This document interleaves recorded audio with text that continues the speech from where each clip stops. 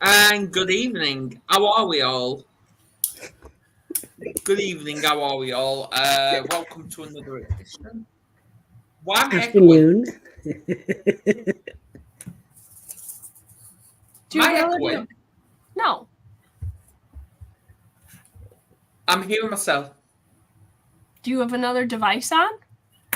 No. Is somebody else in your house watching you?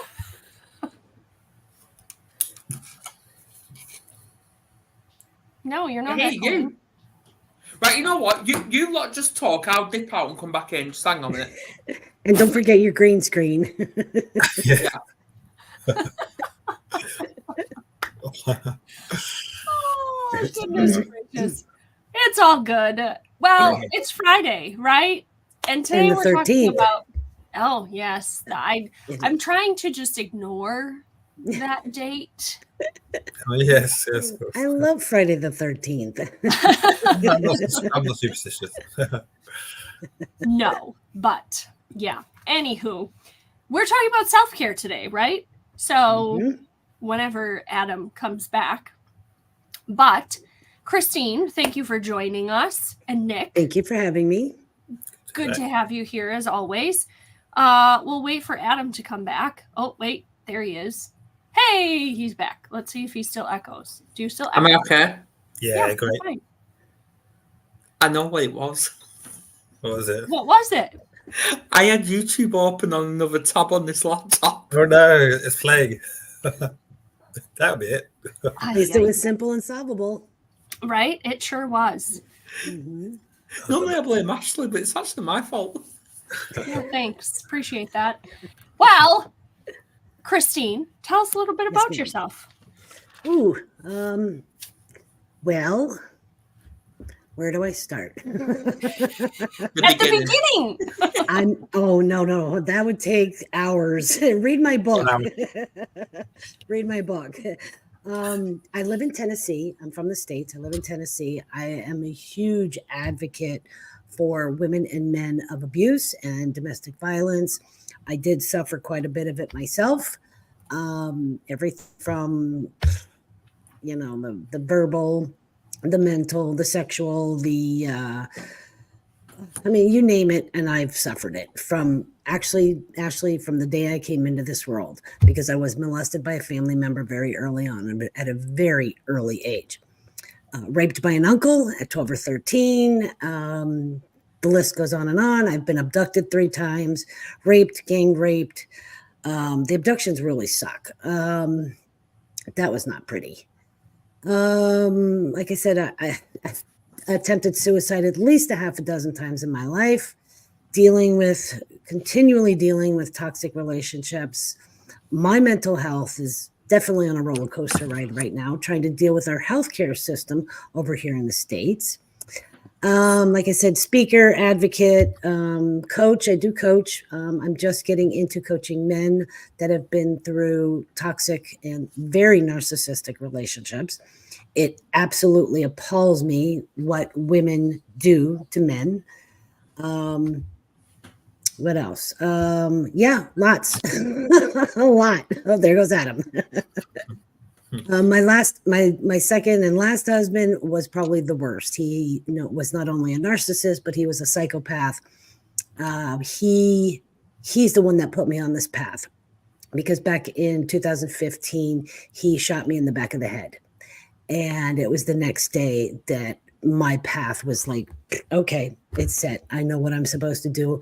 I know where I'm supposed to go. I was guided completely. If you're spiritual, I was guided completely on that path, and brings me to Adam. That's how we met. So, and to doing this, being an advocate and speaking loud about mental health, especially in the abusive community, because we suffer so much self-loathing and doubt, and we're our own worst critics, because this was supposed to be a person that loved us, and they don't.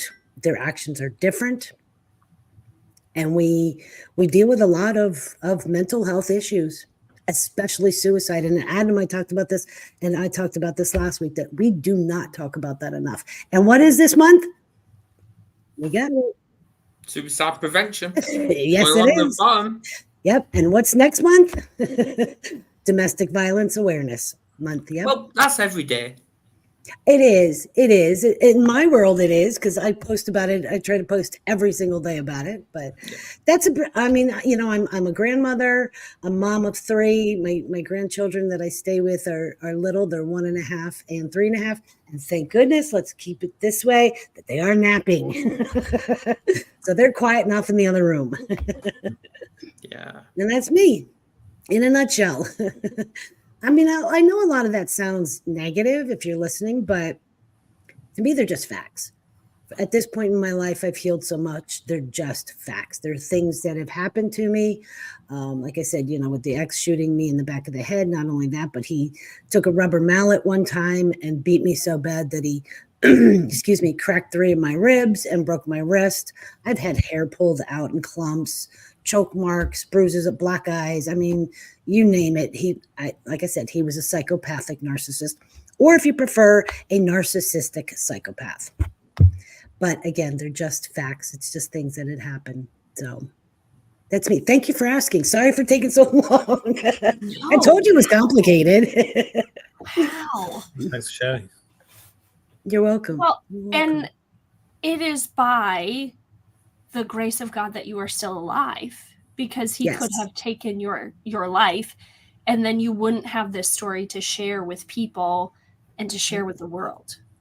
Yes. So and I died on the operating table twice. So and I should have died in a motorcycle accident. So yes, I am fully aware that I'm here for a reason. And my purpose in life now is to eradicate abuse and domestic violence through education, the nonprofit that I'm starting.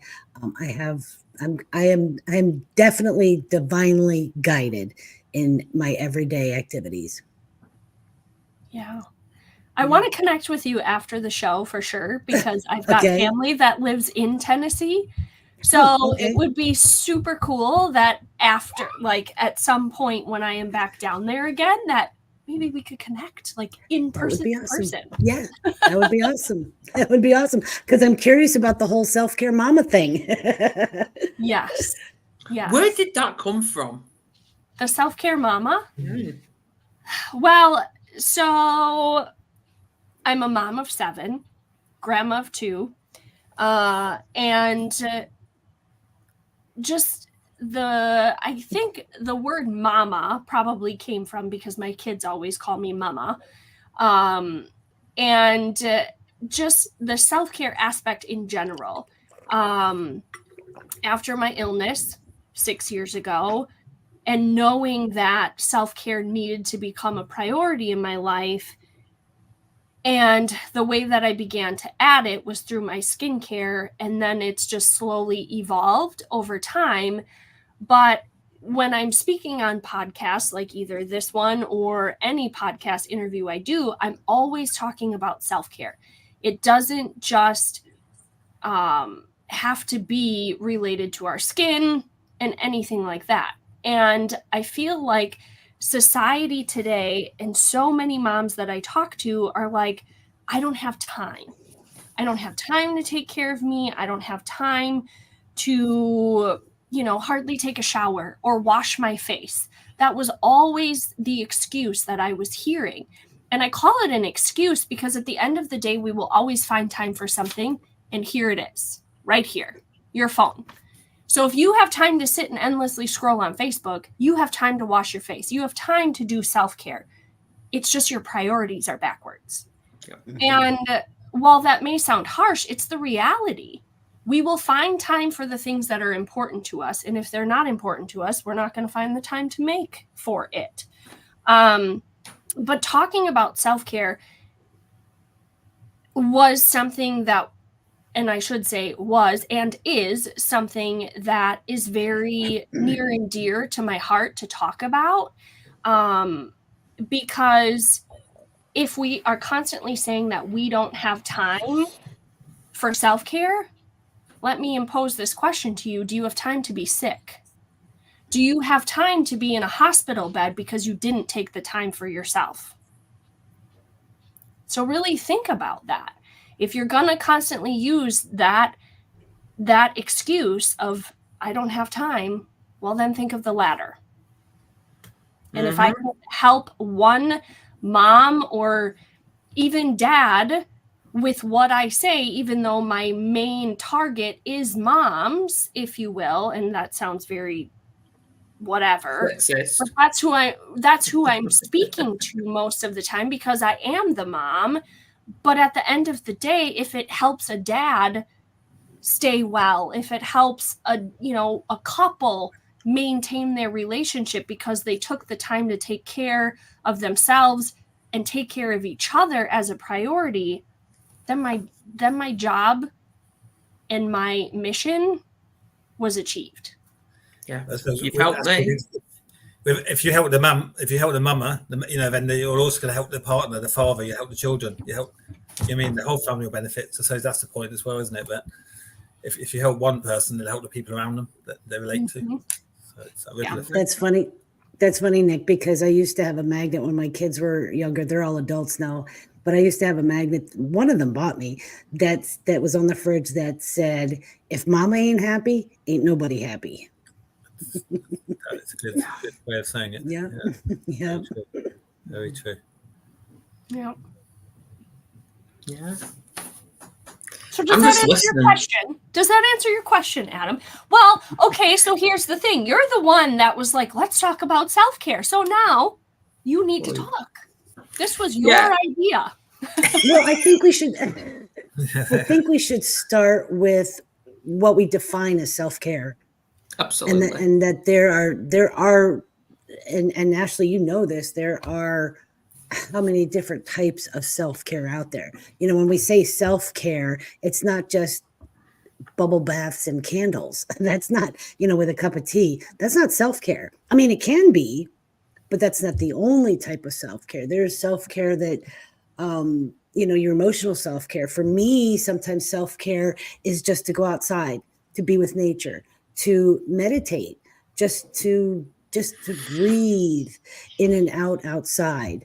There's, excuse me, there's social self-care where if we're extroverts or an extroverted introvert like me, sometimes I need my self-care is every Saturday night, I get together with a couple of friends and we just play rummy, different types of rummy. But that's my self-care. That's my way of saying, okay, I can just relax, forget the week that I had. It's over and done with. I can't change anything, but it's my way of taking care of what my self-care means to me. I mean, it should be individualized. I mean, you can go out and go shopping. We caution obviously on, I like chocolate. So I have to be careful. Who doesn't? I know, but sometimes a really good piece of chocolate, just, you're in heaven.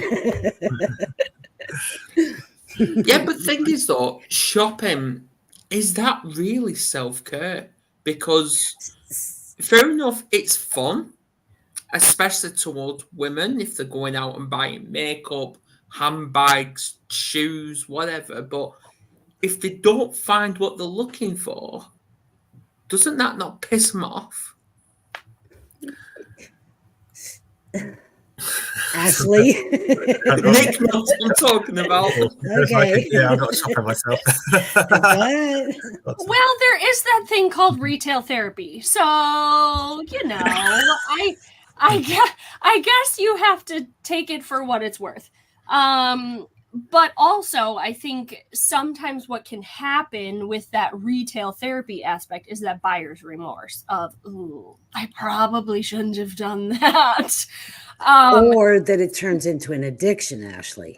Yes, absolutely. Right. So I think there's got to be that line. Like you have to have the boundaries around it of, okay, this is what I'm going for and this is what I'm getting.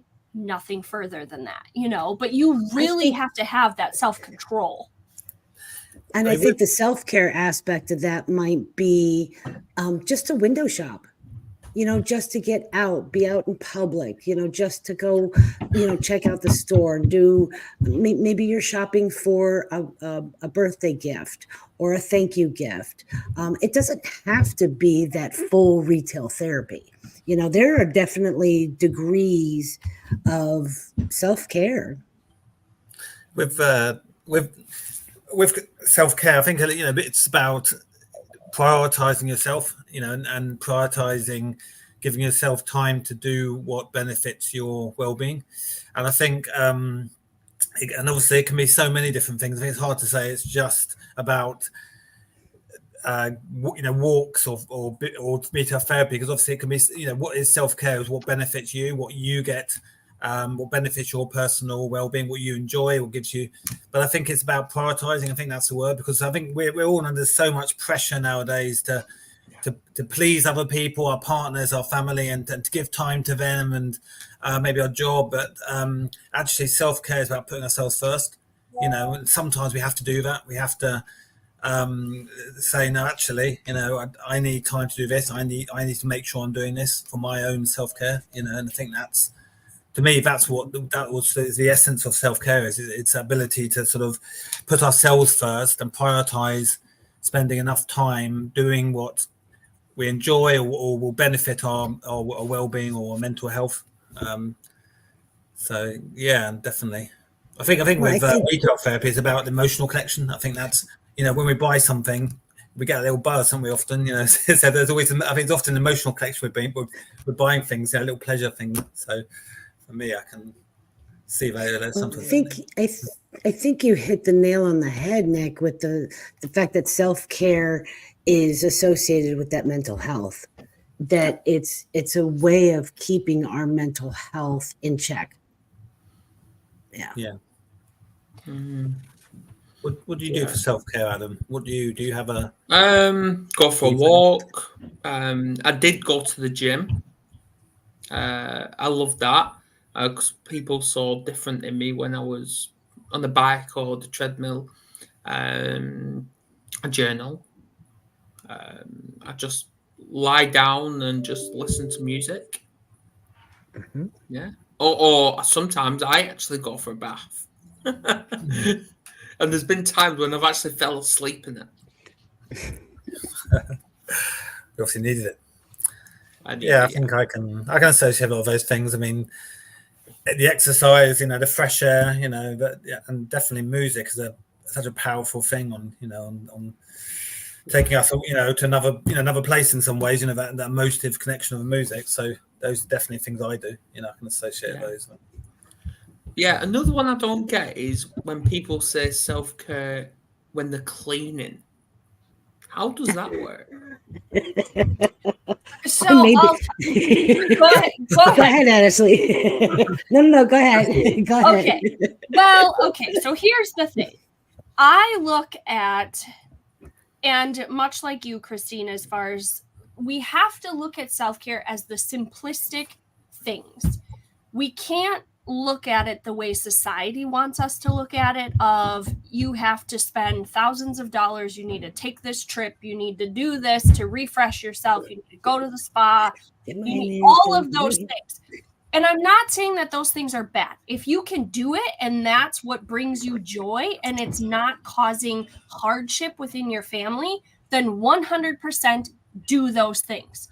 But when you're talking to a burned out mom who's got a newborn baby, who's got a toddler running around, or multiple children who can't get away because her spouse is working long hours, or all of the things where she's just like, I feel isolated, I feel alone.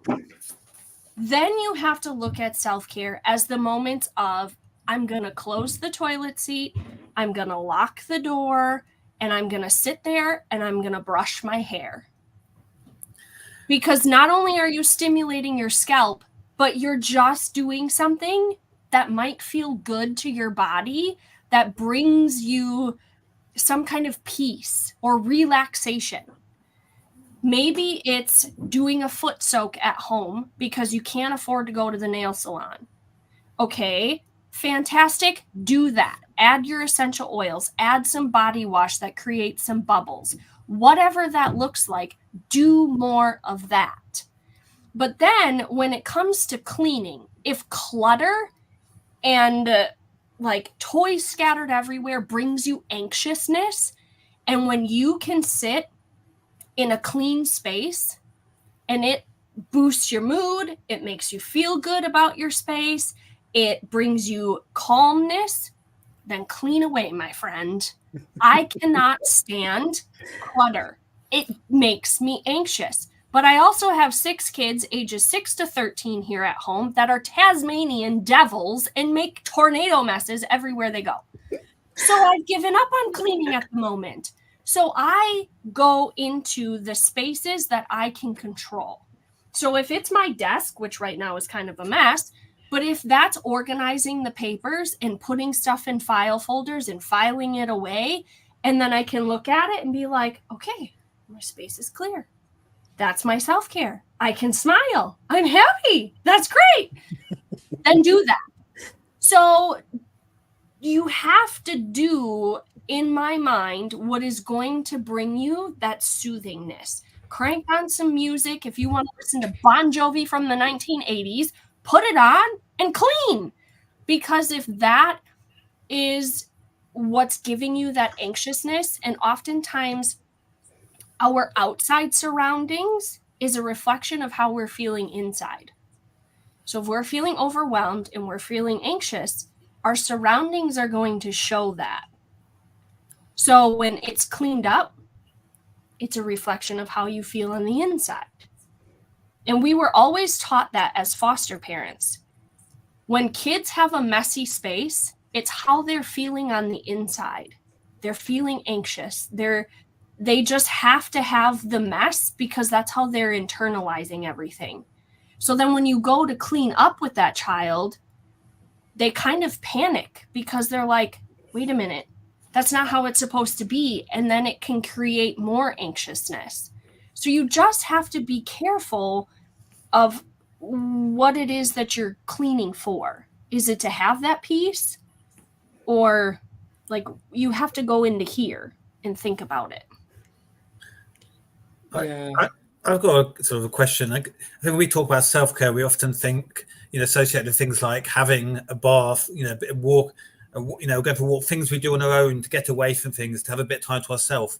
But could self-care be also, for example, if there's a new mother and she's at home with her baby and keeping the house clean, and her self-care, she thinks, well, for my, needs to be get out, have time to see her friends and get out of the house and have, someone else look after the baby so she can have some time with a friend she doesn't see often anymore. Would that be self-care? Because we always think it's all about just the person doing something for themselves on their own kind of thing. Can self-care also actually be sometimes quality time with other people?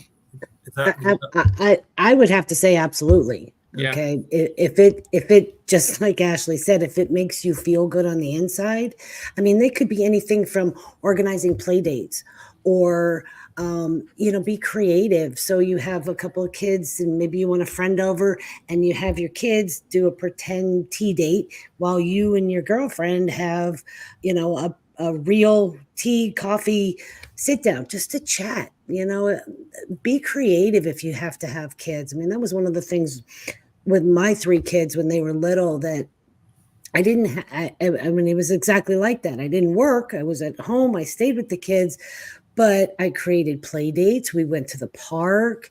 We walked to the corner store.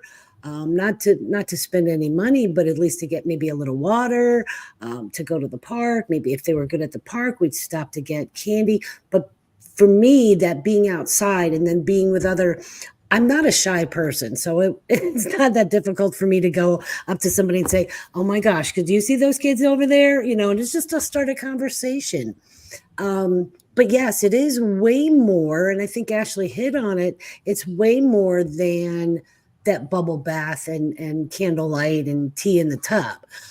Adam, you said you named off quite a few things that give you self-care. And Ash, it's what Ash said. It's what makes you feel good on the inside. Yeah. Okay. For me, cleaning, that definitely is taking away my anxiety because I babysit my two grandchildren. They're 1.5 and 3.5. And if you think they aren't messy, they will take the box out and just dump. Okay. Yep. Just dump. It's like, oh my gosh, you guys realize you're picking that up, right? And I have to walk away. I'm like, okay, have fun, have at it, because that's protecting my self-care, my mental health. What do? I go clean something. That for me, because of my era that I was raised in with my grandmother, cleaning just totally empties my brain. It could be anything from just cleaning dishes to, mopping the floor, cleaning a computer screen, wiping down a kitchen sink, a bathroom sink. That my brain goes totally blank. I'm not thinking about anything. I'm still listening for kids, but it's total blank. And that's a really good place for me to be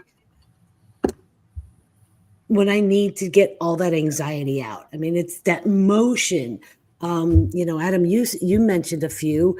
When you said that you went to the gym, guys, that's why they golf, to be able to have some of that, unless they're getting really ridiculous about it. But going to the gym, golfing, tennis, any sport that you're playing for fun. Even just to play with the kids outside, take your dog for a walk. If it's too much of a chore, then that's not self-care. If you're not looking forward to, I gotta walk the dog again. I just walked the dog 30 minutes ago. Why does the dog need to go out? That's not self-care. If you're questioning and you go, yeah, that's not self-care.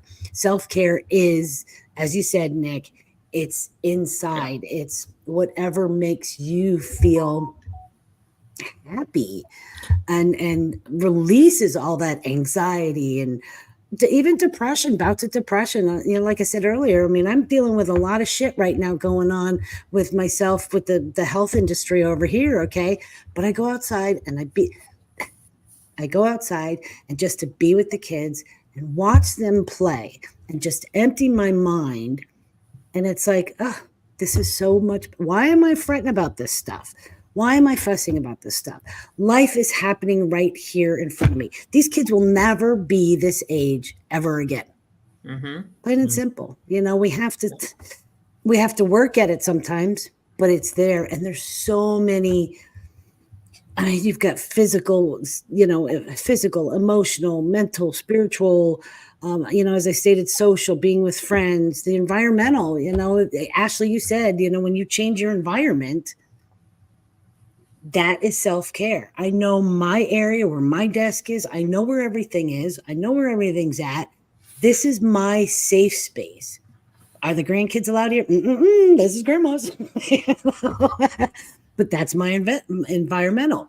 The one thing we haven't talked on is professional self-care. At work, people that we deal with. And unfortunately, there's a lot of shit that's going on in the workplace. People are not happy. We have narcissistic bosses. We have abusive bosses and managers. So, there's self-care that needs to happen. And I don't think anybody talks about it. I don't think anybody, says, hey, what are you supposed to do at work? You got a job you're supposed to do. I've got this boss or that micro boss that is always behind you, always looking over your shoulder. Set boundaries, walk away, get a cup of water, take a few steps, go up and down an elevator, whatever you need. Self-care needs to also happen at the workplace. And I don't think we talk about that enough. No, I agree, Christine. I think definitely, there's, with work as one example. I think with going back, it's like if you go for the cleaning, it's not my thing. Cleaning, but I get it. If you get some pleasure or you get some reward out of doing it, then obviously it's definitely self-care. And it's like going to the gym. If you go to the gym is a chore and you don't enjoy going to the gym, but if you have to, but it's not. Is it self-care? But if you go to the gym and actually you feel better afterwards, then it is. It's part of your. Yeah. And I think with work, it's I think there's very few. People. I think there's who actually don't really enjoy work, and you're under a lot of. Obviously, I think work. It's a lot of pressure nowadays with to keep your job, and keep working. And the relationships at work and the pressures and bosses. I mean, definitely self-care, having self-care at work I think we associate self-care in some ways of, well, outside work, when, what am I going to do to have that break from work? Work's finished, the weekend, the holiday. Now I'm going to do the stuff I enjoy. When actually self-care in the work is, like you said, Christine, just important. What little things can you do to have those little breaks, those little ways of getting you through that day and prioritize yourself? I think that's it's a massive thing. I agree, Christine. Yeah. Well, that's definitely something that like when even if you're outside of work, if you're properly taking care of who you are as a human being, you become a more productive employee. And then when you can carry those practices, if you're in a cubicle setting, if wherever you are in the workplace, and you can say have a journal and a piece of a pen next to you, where if you've got that micromanaging boss or that narcissistic boss and you can just journal some thoughts down, that makes a huge difference. If you can just take, say you can wear earbuds if you're literally like data entry and you don't need to be in meetings, or, where you're just inputting data, or something where you're not on calls all the time in a call center, where you can pop in either relaxing music or some type of like meditation or coaching kind of session or inspirational whatever, when you can put that on in your brain and you can just keep on working, you're getting that self-care into you, where it's soothing your mind and it's boosting your energy, because you're like, yeah, I can keep, you get focused and so zoned in.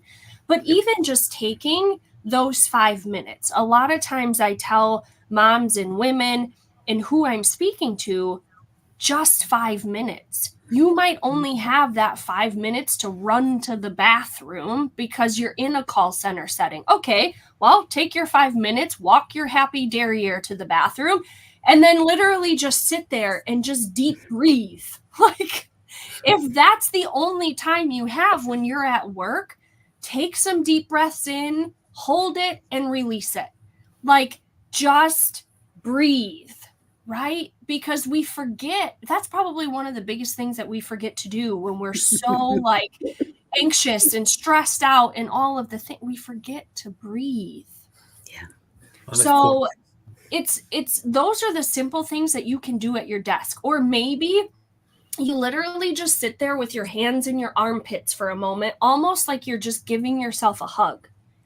And you're just feeling like that pressure, if you will, on yourself, like somebody is just hugging you, but really you're loving yourself. You're connecting with your body of, okay, I'm here. Like, we don't need to be on what is the actress on that movie? What is it? Superstars or Superstar or whatever it is, where she sticks her hands in her armpits and then she like smells them or whatever. Have you seen that movie? I can't know remember what you're talking about. She's Catherine. Isn't her name Catherine from Saturday Night Live?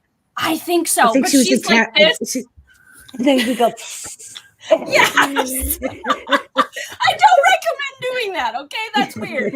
But anyway, just sit there and just hold yourself, or put your hands on your heart and just feel your heart beating. Like, man, that thing is doing it all on its own. I don't have to think about it, but it's there. It's giving me life.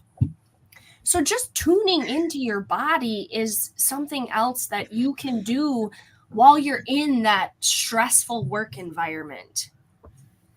So I love the fact that you correlate, Ashley, that if you're taking care of yourself at home, whatever that self-care is, that will naturally follow with you. You'll establish those habits for at the workplace. I love that you mentioned that. That is, thank you. Yeah. I wouldn't. I personally I like lists, and it keeps my mind in order. I like lists for everything. But and I've started on my list incorporating more self-care. So, for me, I write down, go for a run, and then I'm more likely to do it because I've written on the list. And I've, I don't know, read a book, little things that, I put on my list, and I'm more likely to do it. And it's becoming a self-care plan for me. And I remember when my ex was about, having a baby, pregnant, and she had a birth plan, pregnancy plan, and part of it was practical things, part of it is her maintaining her well-being leading up being her baby. So I just wonder what you think about, should we all have a self-care plan of some sort? So what are we going to actively prompting ourselves to do to look after? I think we should. It's an interesting idea. I think the only thing I would caution on that, I think it's a great idea. Yeah. The only thing I would caution is the anxiety if you can't get it done. Sure. If, I've got a list, I'm the same way I keep lists, Nick. Okay. There it is. I have them, but I get frustrated and anxious if I can't get anything crossed off or can't get anything done. As Ashley said, I know what it's like to have a 1.5 and a 3-year-old, 3.5, follow me into the bathroom. One wants uppy. Okay. And you're trying to sit on the toilet. Okay, give grandma a moment. You know how many babies I have nursed on the toilet? Yes. Yeah. I'm sure. Great. Yeah. It's amazing. And I'll stay quiet on that one then. You do what you got to do. Okay. And yes, we tend to, as moms, we most certainly put those kids, and of course for me, my grandkids, ahead of everything else. Yeah. When I finally do have a moment, and some days it's not till 9:00 when they're in bed and done and settled down, that I'm looking at my list going, do you think self-care is going to be on there? Do you really think I'm going to be going, I'm tired, I'm exhausted? Yes, Ashley, what's the first thing I might reach for? My phone, to see where, okay, let me scroll, because it's that numbing effect. So I would just cautious about, for some of us that have OCD and ADHD and mental health issues, that we be careful about making that list, that it could be a little detrimental instead of helpful. Okay, well, so the next one then.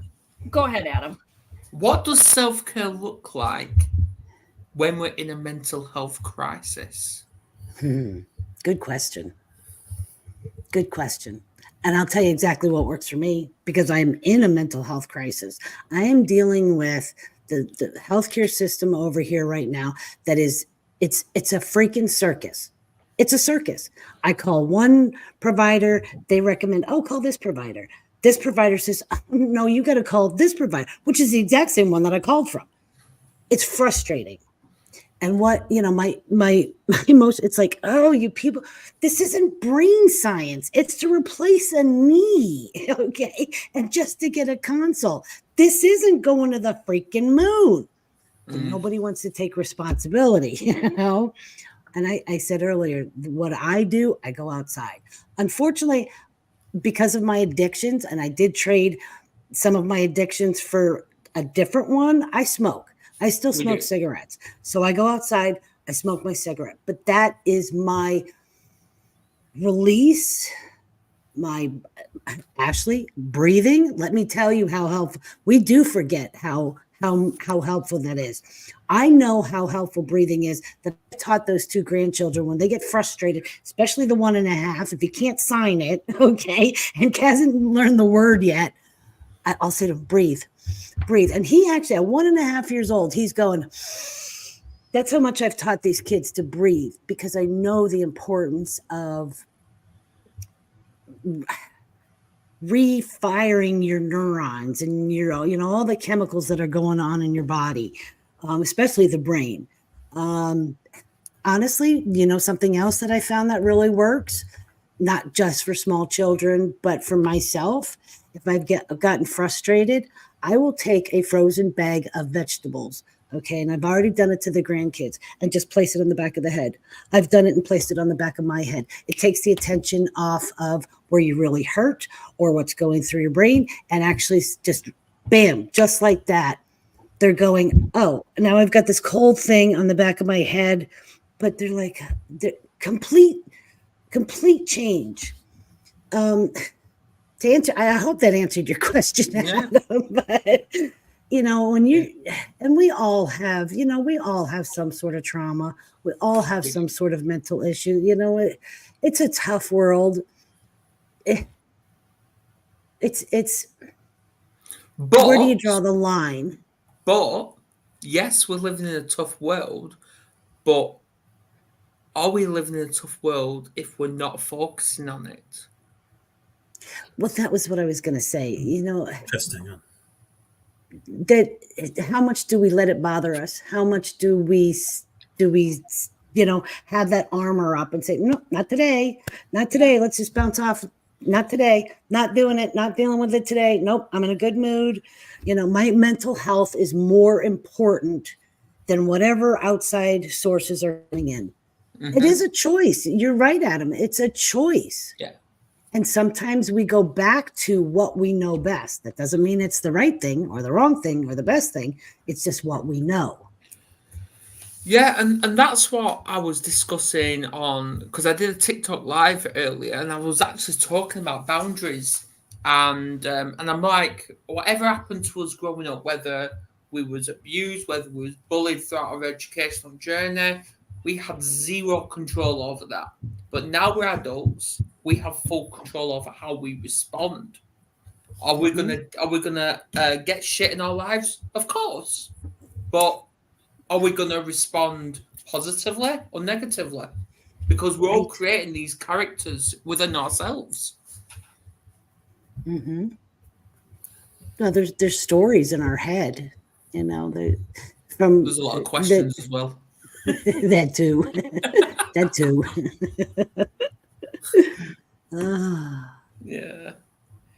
Yeah. So would you say then, talk about boundaries, is it about setting boundaries? What? Well, I don't know. Well, obviously, for example, if we was like myself, I was abused by my own family. I now don't talk to that family. Is it hurtful? Is it challenging? Does it trigger us when we're getting rid of them? Of course it will, but we get used to it. We get used to living on our own. We get used to learning our own identity without them influencing us. Because obviously my mum influenced me to drink, but now I don't drink because I don't need her in my life. So it's me taking back that control that I never had to begin with. I guess self-care is sometimes making tough decisions about that, isn't it? About things. You have to be cruel to be kind. It's that's the right thing, or what is the right thing? There's the easy option, the hard option, and sometimes so I think it's all these things, isn't it? Sometimes you have to be. Yeah. Well, who are we being easy for, and who are we being not easy? Right. Okay. Exactly. I mean, I know that's part of my personality is I will take into consideration somebody else, not just their feelings, but what they're going through and what maybe they may be experiencing before I consider my own. Does that put my self-care at risk? Absolutely. Absolutely. Well, it's like, for example, a few years ago, I was doing group therapy and I was finding it really difficult. It was a 6-week program. And for the first 3 weeks of that, I was just literally sat here, but I was looking at the door where I came in. I'm like, I just want to leave. I just want to get out of here. And at that point, I was actually suicidal. But I persisted and I stayed throughout the 6 weeks.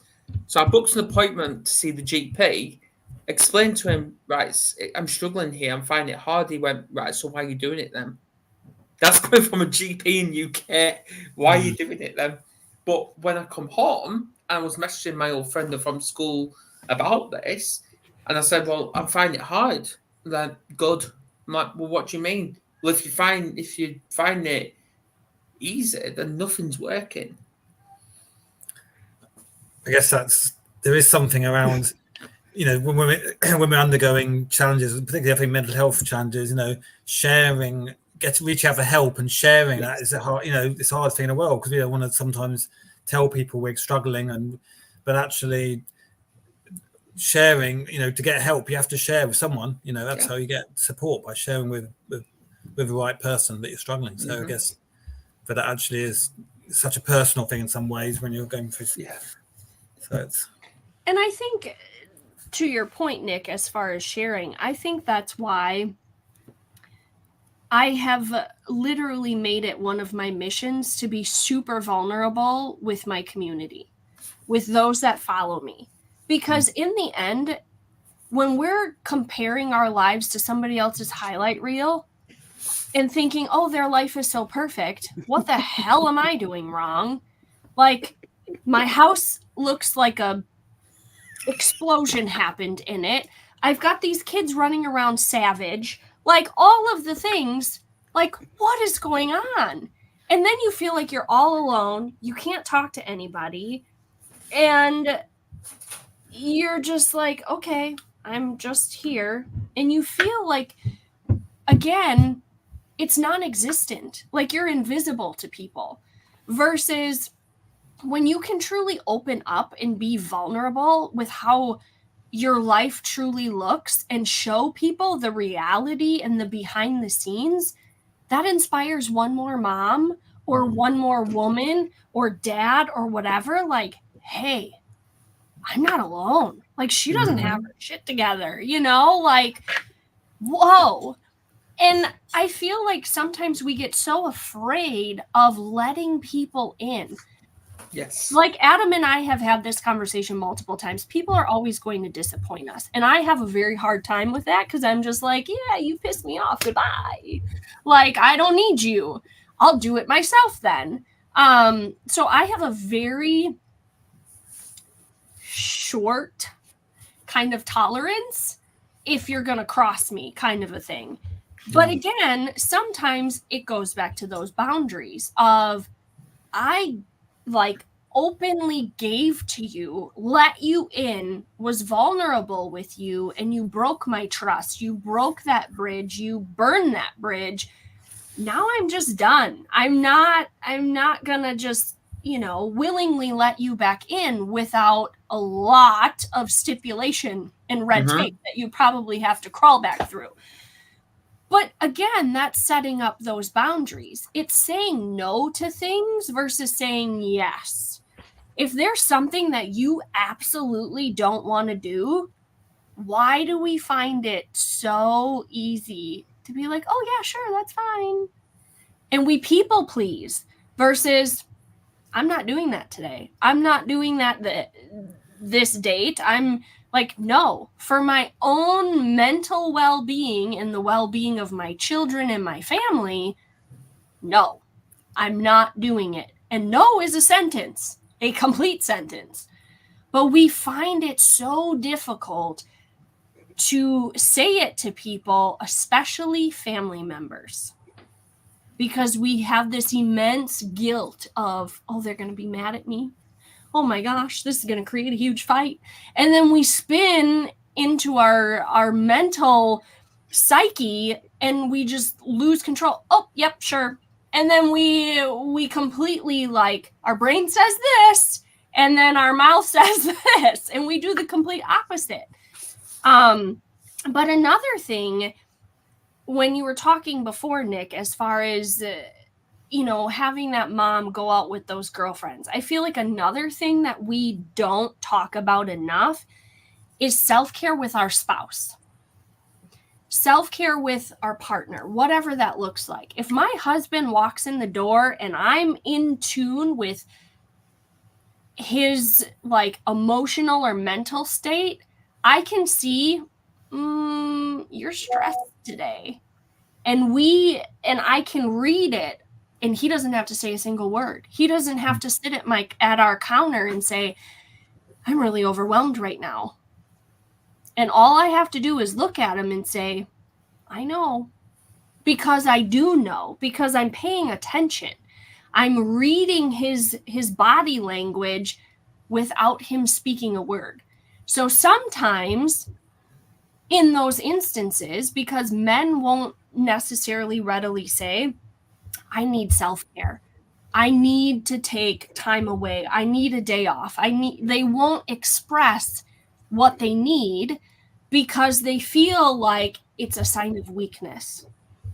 I have to be this big, strong guy and this big, strong man, and I can't show my emotions. Versus saying, I'm really stressed out today. I'm overwhelmed. Can we go for a walk? Can we go out to dinner? Just the two of us? Can we do X, Y, Z? Or if you're in tune with your spouse, you see the stress, run the water for either a hot shower or a bath and let them close the door, lock it, and let them just be. So they can decompress, they can relax. Maybe they take a snooze. I don't care. It doesn't really make a difference. But just allowing them to just be. And when we can be in tune with that, the other thing too is do self-care together. Date your spouse. Go on a trip. Even if it's a weekend away, if you've got to, finagle babysitters or dog sitters or whatever it is, figure that out, plan it months in advance, and go away together.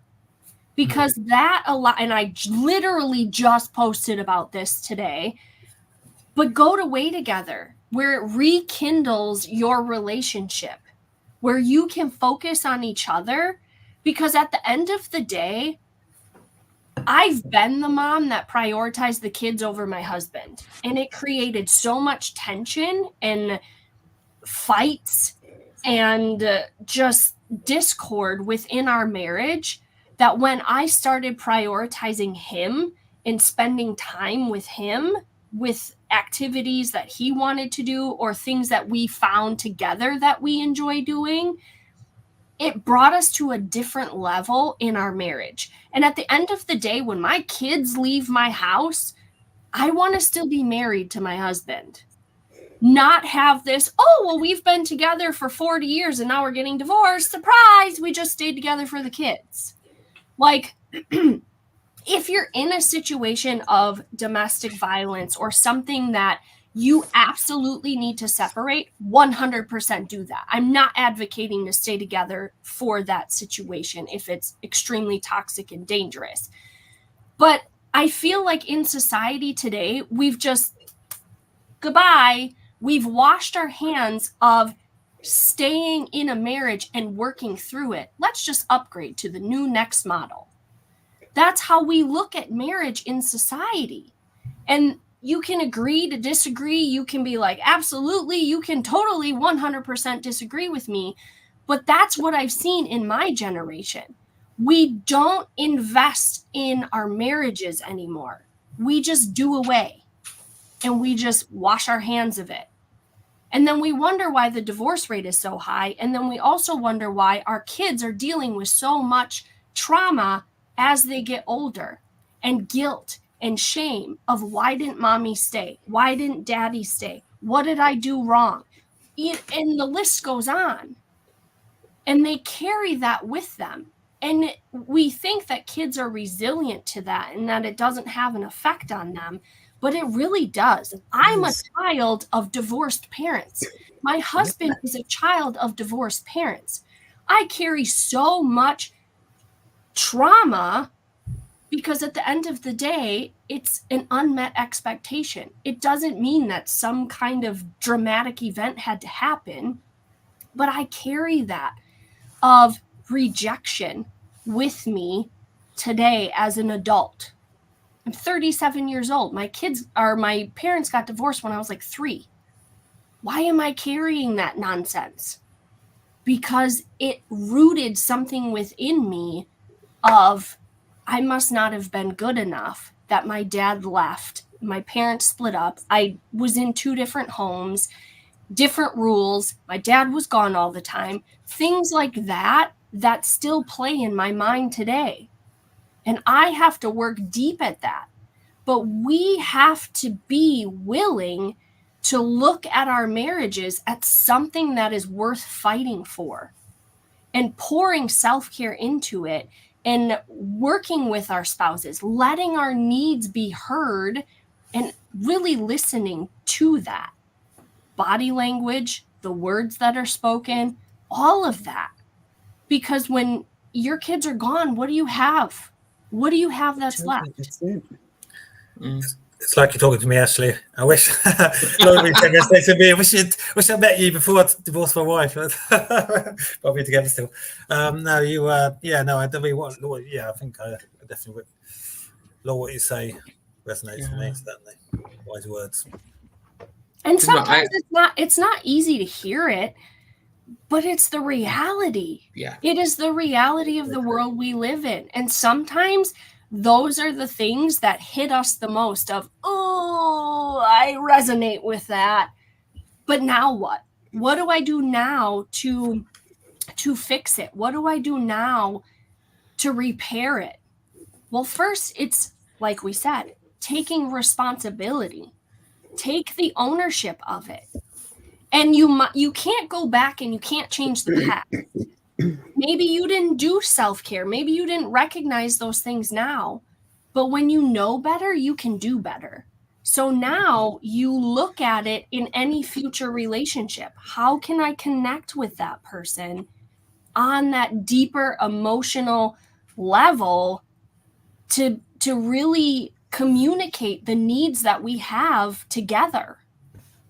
I think there's something about, I know from my own experience, I think taking things for granted or thinking that things are that's just the way things are, you can't, and I think sometimes you take things for granted or you think that's just the way they are, or things will work, then, and actually you need to actively work at things, especially obviously relationships, you have to actively work, if you want relationships to work, any relationships with partners, family, friends, workplace, but you have to actively work at them. And I think sometimes it's easy to just sort of think, it's just the way things are, I can't change it, or take things for granted and say this will work out, always last. And actually, if you don't work at things, things can. And I think for what you're saying, Ashley, about you're clearly someone who advocating for really actively making things work by taking all these steps to make sure your partner's happy and you're giving time to supporting him and yourself and your kids and you're actively working it, not just saying, well, I'm in a marriage, this is the way it is, this is just fine, take it granted. So I think that reflects a wider thing is it's too easy sometimes to think, well, I think things, if you don't actively work at things, relationships can be quite fragile, and you've got to strengthen them and nurture them by actively working on making the best they can be, isn't it, really? That's what I think. Yeah, I don't know how to respond to that. Ashley's actually got me speechless. I thought it was great. I know. I wish I met you. I wish I met you years ago, Ashley. I met you years ago. And please do not misunderstand the fact that I've been there. I neglected my marriage, and it was near like shambles. It really, really was. And it took a lot of work to get it to where it is today, where we can communicate and there's not that discord anymore. And don't get me wrong, there's still plenty of fights, but at the end of the day, like, we can still come together and pour into our marriage. And there might be, pushback of, well, how much is this trip gonna cost? Or, things like that. But at the end of the day, when we really truly think about what it does to us as humans and as a couple and pouring into our marriage, it's so needed. And we, like you said, we take it for granted. We don't appreciate it. We miss opportunities sometimes when we're so focused on what is it going to cost me versus what is it, or it's to the point of you can't afford not to. You can't afford not to take that trip. You can't afford not to go on that date or that weekend away. And if you can't afford it, plan it out. Like I said, plan it months or even a year in advance and start saving for it. Where then you're like, okay, This is where we're going. Pick that destination. This is how much we need to save. Like, game plan it out so you know, okay, this is what we're doing. This is what the flights are going to cost, or, you know, where you can rough estimate it and be prepared for it. But it's so critical to do that for your relationship and your marriage. And even if you do a girls trip, if you're like, well, I'm not married, well, do a girls weekend trip or something, like where you're just being active and you're getting around people that you trust and you can be vulnerable with. Come on, Nick, let's do a man's holiday. Yes. There you go. Boys trip. I think there's a cost, there's a cost of doing things, there's a cost of not doing it. And I think the cost of doing things is not just about money, which is obviously a big factor in things, but also the cost of time and the effort and the cost of our well-being. And sometimes, the cost of not doing something is as important as the cost of doing it. So, yeah. But go on, Christine. What do you think? You're asking the wrong person. Right, because unfortunately, I do know the cost of the opposite of if I just taken, it's okay. It's just, you guys are hitting it right on the head. Okay. Yeah. Now I started out the conversation it's afternoon here, with the fact that I am an advocate for abuse and domestic violence. I told you, my second husband, the cost of not following through and not recognizing those red flags at the very beginning of that relationship cost me a lot in the long run. Okay. Yes, I 100% agree and will believe till the day I die that putting effort into a relationship, any relationship, whether it's an intimate partner or not, any relationship, it's two-sided. Okay. Yes, it needs to be done. Yes, there's a lot of work. But I have to tell you, in my side of the world, in my little bubble world of abuse and domestic violence, do not stay for the children. Do not stay in that relationship for the children. You are doing more harm to those children than you even can begin to realize. Okay. When you recognize those red flags, when the toxicity is just too much, you have to make a plan to get out. Okay. You have to say enough is enough. I got shot in the head in 2015. Okay. I did not have my plan fully executed and ready to go. It took me 3 years to get him out of a house I owned. And then another 2 years to be divorced from that man. Okay. But Ashley, you are correct that make a plan. Every woman is different when they have realized and gotten to that point, their rock bottom where they say enough is enough. Every woman is different. And unless you've been in that situation, you cannot, and I don't mean you guys here, okay? Every situation is different. And only that woman that is in an abusive domestic violence situation knows when her time is right, when it's meant to. And as long as you make a plan, the day after I got shot in the head and I looked in the mirror and saw that woman that I did not recognize with dried blood down my head. Okay, and the look of the black eyes and the bruises and the choke marks on my body, I hated that woman in the mirror. But what I did was I said, enough is enough. And I knew right then and there that relationship was over. But yes, I will agree with you, it takes a lot of hard work, but it has to be two-sided. I'm sure if we asked you, Ashley, you'd say that your husband absolutely did a lot of work for you guys to be able to get to where you are today. It's not easy. It's never 50-50. It's 100 and 100. You have to both put in 100% to that relationship. So those would be my final thoughts. Absolutely. Yeah. What about you two? Just my final thoughts are that self-care. What is self-care is a very personal thing, but the most important thing is to prioritize your well-being by allowing yourself to put yourself first and your well-being first.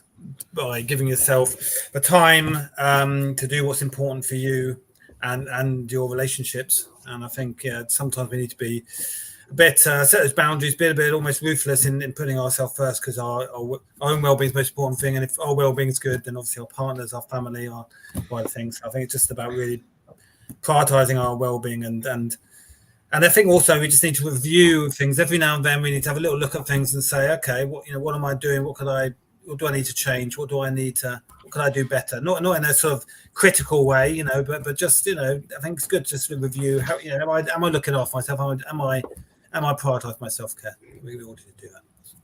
Mm-hmm. Yeah. Yeah. Yep. That's all I can say.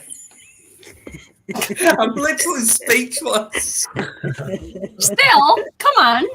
Last words. I think for my, if you will, final thoughts, I think, like I said before, and as it was mentioned before, it's really taking the responsibility of where you're at. Again, you can't change what you did or didn't do yesterday, even 20 minutes ago. But at the end of the day, you have the choice. You have the choice to decide, am I going to make myself a priority today? Yeah. And if that answer is yes, then make it happen. Make it happen. Mm-hmm. You will find a way, or you're going to find an excuse. Yeah. Choose your hard. If you're stressed out and you're burned out, then that's the hard you're choosing, because you're not taking care of you. And again, if you're going to say, I don't have time for self-care, do you have time to be sick? If the answer is no, then something needs to change. But it has to start with you. Yep. It has to start with you. Absolutely. Get your priorities in order. There you go. I think we should wrap up. I think I've never been quiet on a show as much as this one. Next week, I know all three of you are back next week. What have we got? Parental mental health when raising a challenging child. So if Ashley is ranting tonight, what the hell is she going to be like next week? Fire! One for you, Ashley. Hey, maybe I'll rant. I don't know. Probably. Well, I could facilitate ranting. But yeah, please don't share this. Subscribe if not, and obviously any men that watch this as well. Me and Christine, we've got a WhatsApp group, which obviously Nick's part of as well. Yes. It's a brilliant group, absolutely brilliant. It's active as well, isn't it? It's great. No, it's great. I haven't. That's contributed as much as I should, but I think the posts are really active, and it's great to see so much. I think that's a reflection of how good it is by the amount of people who are chipping in, comments and sharing stuff. So yeah. Yeah. Definitely. So any men that want to do it, come on, Adam, get your words out. An hour and 8 minutes. So I'm struggling. If anyone wants to be part of it, drop us a message or a comment. Thanks.